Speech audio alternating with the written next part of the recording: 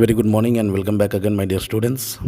This is Gladson sir. Today we are going to continue the same chapter what we have learned by yesterday about the Tom and George. Okay, so in the last days we have studied about the story of a grasshopper and ant, and this grasshopper was asking a food and begging with him. At the time, the ant gave him the classical answer. That was the chapter which we have studied by last days, and today we are going to start a new one, new paragraph, and I'm going to explain you. आप सबों को फिर से हम स्वागत करते हैं online classes में। पिछले दिन हम लोगों ने टॉम और जॉर्ज के बारे में एक स्टोरी पढ़ रहे थे, जिसमें एंट और ग्रास हॉपर का एक श्लोक दिया हुआ था, या फिर एक तरह का पैराबल दिया हुआ था, फेबल था, कथा थी, जिसमें हम देख रहे हैं कि ग्रास हॉपर जो है एंट के पास जाकर के भीख मांगता है कि मुझे कुछ खाने को दे दो, और उस वक्त एक अति उत्कृष्ट होकर के उसको जवाब देता है चींटी। तो उसके आगे क्या होता है हम अभी आपको पढ़ के सुनाएंगे, आप उसको ध्यान से सुनिएगा। What were you doing in summer? I sang all day, all night. You sang, why? Then go and dance the winter away. यहाँ देख रहे हैं कि चींटी जो है ग्रास हॉपर से पूछ रहे हैं कि पूरे दिन जो गर्मी का समय में तुम क्या कर रहे थे। तो ग्रास हॉपर उसको जवाब देता है कि मैं तो सो रहा था, मैं तो खेल रहा था, नाच रहा था, कूद रहा था और समय बिता रहा था पूरे दिन और रात। तो चींटी उसे कहता है कि तुम जाओ उस ठंड के सामने गाओ और उसको वहाँ से भगाओ। और ये कथा जो है यहाँ इस प्रकार से अंत होता है। इसका मोरल यहाँ लिखा हुआ है, the industry is rewarded and giddiness punished. कहने का मतलब है कि जो कड़ी मेहनत करता है वो उसका प्रतिफल पाता है, और जो मेहनत नहीं करता है, जो इसके चक्कर में रहता है कि चलो बाद में देख लिया जाएगा, वो बाद में दोषी पाता है या फिर उसको प्रतिफल नहीं मिलता है। And then what happen, I could never agree to this moral, my sympathies were and for me for some time I never saw an ant without putting with the grasshopper sorry I could never agree to this moral, my sympathies were with the grasshopper, and for some time I never saw that an ant without putting my foot on it। कह रही है कि ये जो सारांश जो निकला है, मैं इस बात से सहमत नहीं, क्योंकि सहानुभूति मेरा उस ग्रास हॉपर के साथ में है, और हम कभी ये नहीं पाए हैं कि चींटी जो है या फिर चींटी के ऊपर मेरा पैर कभी पड़ा है।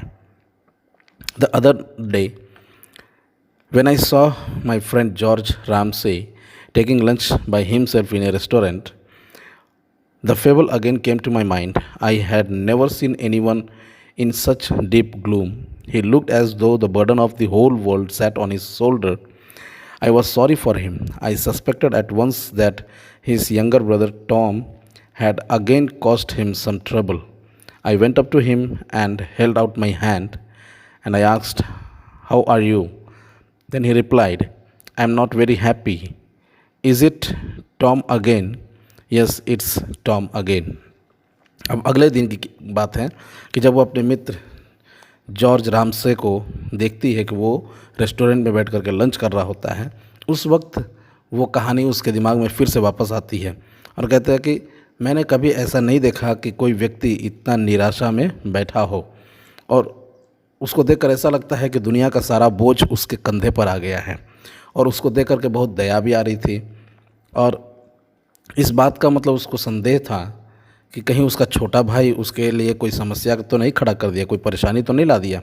और फिर वो उसके पास जाती है, अपने हाथ को बढ़ाती है और उससे पूछती है, हाँ तुम कैसे हो? तो वो बोलता है, यार मैं कोई अच्छा ज़्यादा खुश नहीं हूँ, क्योंकि मैं बहुत थोड़ा निराश हूँ, उदास हूँ।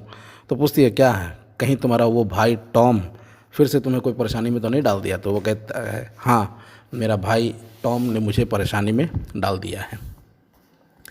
Then why don't you give him up? You have done everything in the world for him.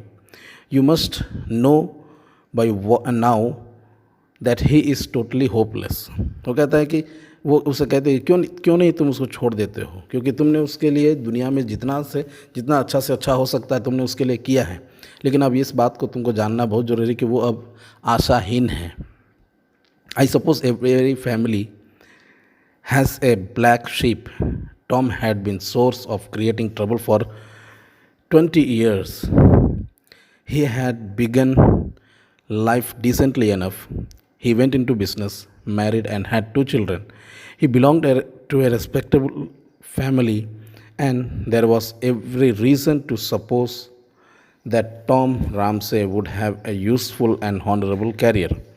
But one day he announced that he did not like to work and that he was not suited for marriage. He wanted to enjoy himself. और वो कहता है, वो लड़की कहती है उससे, मुझे मतलब हमेशा मानते हैं कि हर किसी के घर में एक नीच मनुष्य यानी कुलद्रोही यानी परेशानी को लाने वाला व्यक्ति होता है, और टॉम उसी प्रकार से उसका स्रोत माना गया है कि जो पिछले 20 साल से इसके जीवन में परेशानी को ला रहा है। और कहता है कि कुछ दिनों के बाद ये पाया गया कि वो एक बहुत ही डिसेंट लाइफ मतलब बहुत ही अच्छा ज़िंदगी जी रहा था। क्यों?